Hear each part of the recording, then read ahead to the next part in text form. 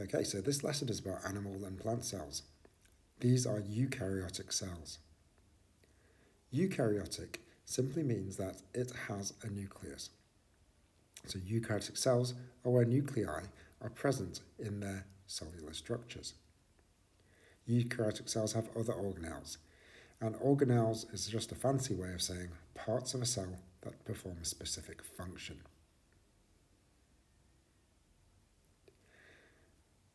Numbers 1 to 8 are examples of organelles that do those functions. So, some of the organelles are only found in plants. So plant eukaryotic cells will have structures like chloroplasts or vacuoles or cellulose cell walls. The other ones, 1 through 5, are common to all eukaryotic cells. So all eukaryotic cells will have nuclei, cell membranes, cytoplasms, ribosomes, and mitochondria. So this would be plant or animal cells. The word subcellular is an adjective that is used to describe something which is smaller than a cell. So we can call them organelles are subcellular. And if we're looking at pictures produced by a microscope, then we can call them micrographs.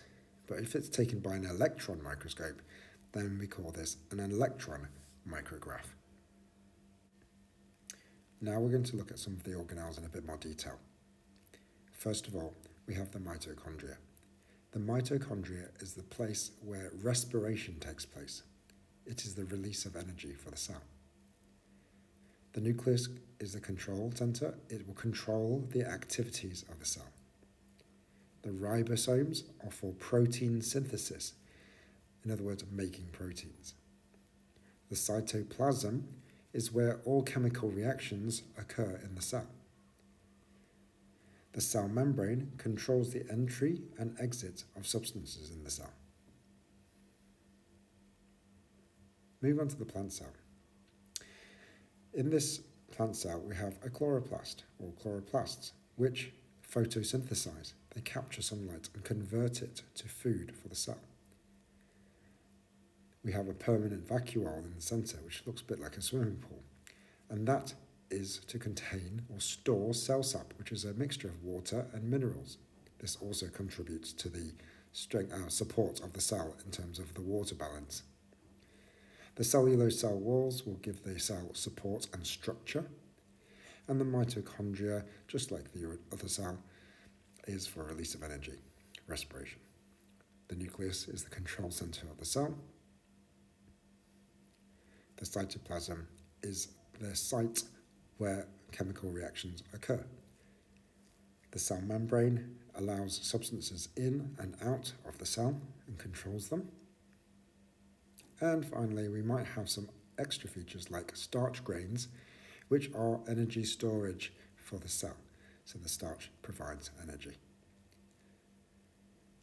The ribosomes are required to produce proteins, protein synthesis. Now, we have to remember, certain features like the ones highlighted in yellow are common to all types of eukaryotic cells. The ones highlighted in green are the ones that are only found in plant eukaryotic cells. Now let's talk a little bit about scale. On certain diagrams like this, which are called electron micrographs, you might have a scale bar on the side. The scale bar will indicate how big something is in real life. The unit μm stands for micrometer. Let's see if we can answer some of the questions. So approximately how big is this cell? Well, to solve this question, firstly, you have to see if there is a scale bar. The answer is yes in this case. So what we need to do is estimate how many times does the scale bar fit across the cell.